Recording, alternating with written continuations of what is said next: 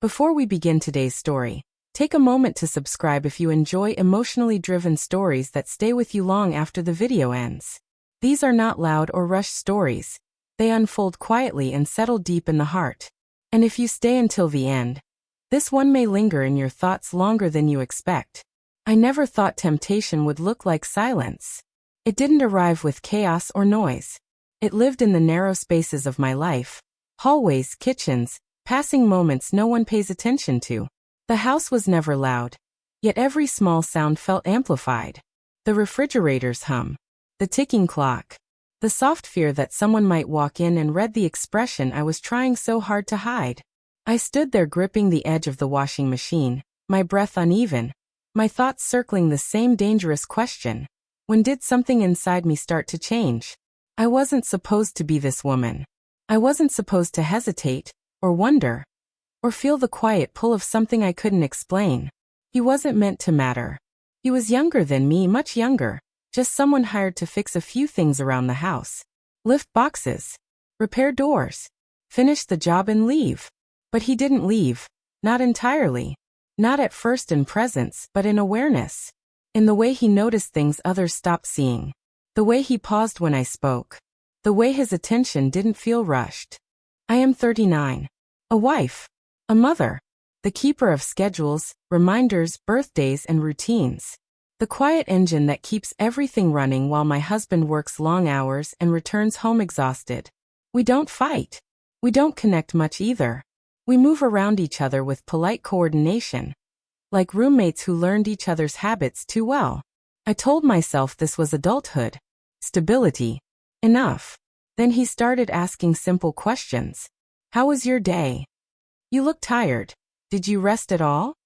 No one had asked me that in a long time. I told myself it meant nothing. That kindness is just kindness. That I was grounded, sensible, beyond emotional confusion. But feelings rarely announce themselves loudly. They enter through repetition, shared space, brief eye contact, moments that last a second longer than expected. A brush of hands while passing something. Standing a little too close in a narrow hallway. Hearing my name spoken with unexpected warmth. I tried to create distance. I stayed busy. I filled silence with tasks and noise. But loneliness is patient. And when someone makes you feel visible again, it becomes harder to pretend you don't notice. The guilt came before anything else. Heavy and immediate. It tightened in my chest whenever I looked at my husband sleeping peacefully beside me, unaware of the restlessness in my thoughts. And yet beneath the guilt was something I hadn't felt in years. Aliveness. I promised myself it would stop. That nothing real had happened. That thoughts are not actions. That one emotional slip does not define a person. But the most dangerous mistakes don't always arrive like disasters. Sometimes they arrive quietly, wrapped in attention, disguised as understanding, carrying the face of something you didn't realize you were missing. At night, I stared at the ceiling, replaying moments I wished I could erase, and others I was afraid I never would. The distance beside me in bed felt wider than the mattress. And somewhere in the quiet, a line I never planned to cross began to blur. The line didn't disappear all at once. It faded slowly, like chalk in the rain. After that week, I told myself I would reset everything. Be distant. Be formal. Be forgettable. I timed my chores differently. Kept doors open. Conversations short. Safe. But awareness doesn't switch off just because you decide it should. I could feel when he was nearby without seeing him. The air changed. My thoughts became careful. My voice did too. One afternoon, the power tripped while he was working in the back room. The house went still. Completely still. No refrigerator. No clock. Just silence thick enough to hear my own breathing. I found him in the hallway checking the fuse box. We spoke. Nothing important, just practical words. But the quiet around those words made them feel heavier than they were. For a moment, neither of us moved away. Not close enough to be wrong. Not far enough to be comfortable. That was the moment that frightened me. Not because something happened, but because something almost did. That night, I couldn't sleep. I kept asking myself the same question. When does attention become attachment? My husband lay beside me, tired as always, one arm across his forehead. A good man. A decent partner. Dependable. Predictable. Distant. I realized something painful then. Neglect doesn't always look like cruelty. Sometimes it looks like routine stretched too thin. The next morning, I made a decision. I would end even the possibility of misunderstanding. Finish the repairs quickly. No more small talk. No more shared pauses. But life rarely follows the rules we write for it. The interruption came from somewhere I didn't expect, my daughter. She walked into the kitchen while he was there signing the last work receipt. She looked from him to me and asked, lightly, innocently, "Mom, is he your friend? You smile different when he talks." Children notice what adults hide. My heart dropped so fast it almost hurt. I answered too quickly, too sharply. He looked away. The moment shattered. Clean, final, necessary. He finished the paperwork in silence. No linegering. No sovtnis. Just a polite nod before leaving. The door closed.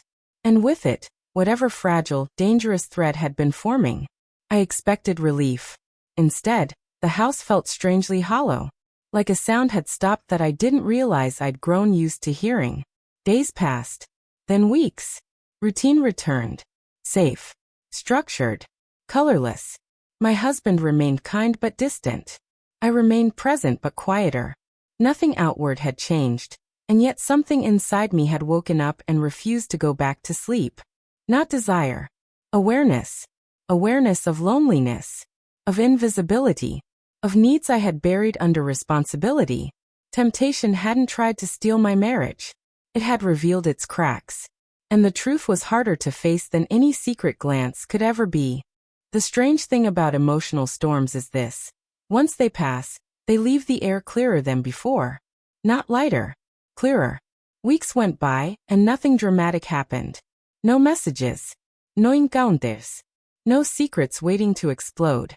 Just ordinary days stitched together by routine. But inside me, something refused to return to sleep.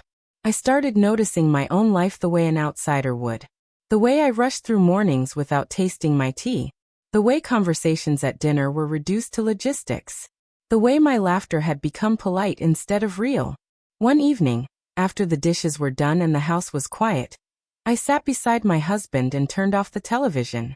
He looked surprised, almost confused. "We need to talk," I said. Not angrily. Not accusingly. Just honestly. Not about another person.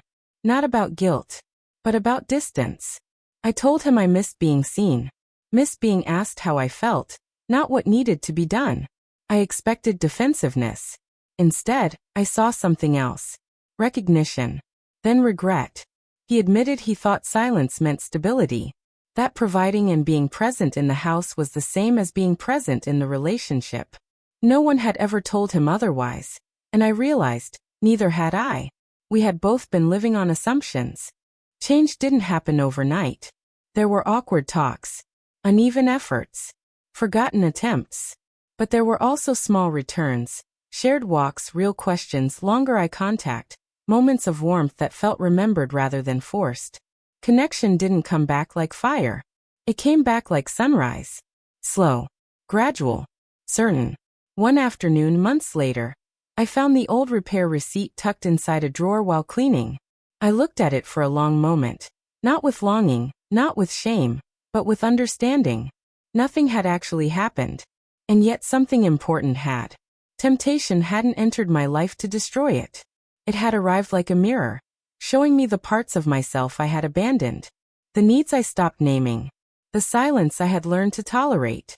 Some dangers don't come to take something from you. They come to show you what's missing. If you've ever felt invisible inside a life that looks complete, if you've ever confused routine with connection, if you've ever woken up emotionally before anything truly went wrong, then you understand. Not every secret leads to betrayal. Sometimes it leads to truth. And